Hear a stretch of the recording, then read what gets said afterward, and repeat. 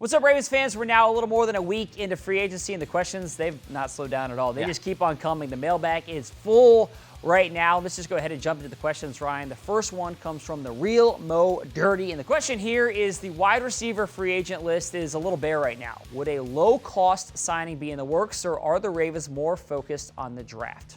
No, I think that the Ravens at this point can turn the page on free agent wide receivers at this juncture. I don't think that they're going to risk losing a compensatory pick in 2020 by signing a wide receiver. And, I'm not going to go through the whole explanation on that, but just trust me on this. If they sign an unrestricted wide receiver, they could lose a third or fourth round pick next year.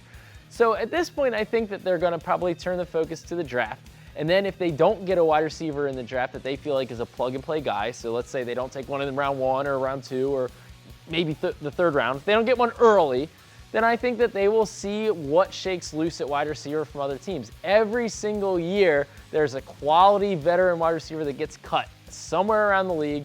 I think that the Ravens can probably bank on going down that road if it comes to that point. But I don't think they're in a dire situation at wide receiver. You have Willie Snead. Chris Moore, I think, will take a step forward next year. So if you get a rookie or two in the draft, you're looking okay, I think, at wide receiver without making a low-cost signing right now. I think the draft has always kind of been the plan. I mean, look at what the Ravens have. I agree with you. It's not necessarily all that dire, but I still think you're looking for a number 1 wide receiver. You're going to try to get that probably on day 1 or day 2 of the draft. I think that has always been a plan that the Ravens are going to add a rookie or two, and I think that will be at least within the first 3 rounds. I think that the way that you evaluate wide receiver changes under Lamar Jackson, and the importance of the position maybe goes down a little bit. And also the skills that the players have at the position, different. I think it changes a little bit. Yeah. All right, let's keep it moving. We can spend all day talking wide receivers. All right, this question comes from Derek Egan, and Derek wants to know, when are we going to sign Justin Houston? We probably had more questions about Justin Houston than anybody else. I got some text messages about this, too. Exactly.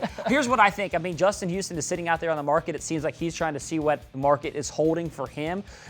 Earl Thomas, he put it out there. He tweeted it. Justin Houston made it clear that he would like to see the veteran pass rusher come here to Baltimore. I do think from a fit standpoint, it makes a lot of sense. I mean, in a lot of ways, Justin Houston, from a playing ability standpoint, he's younger than Terrell Suggs. He could potentially be an upgrade there.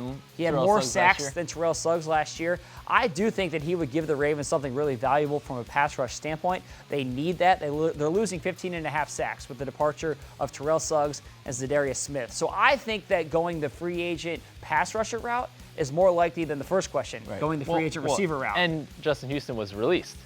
It's true, so that doesn't hurt the compensatory pick formula. Exactly. But I think this is all dollars and cents. Yeah, right? sure. How much is Justin Houston going to cost? The Ravens, they've made some signings at this point. They don't have monopoly money to throw around. Well, the other thing, too, I would say with Justin Houston, I think it depends on what he wants, based on fit and also based on the dollar amount. I think he's waiting to see if he gets a deal that blows him away. Does that happen? How does this all play out? Yep. Last question comes from Angel Wright, and the question is, are we going to re-sign RG3? Well, here's another guy that a lot of fans are asking about.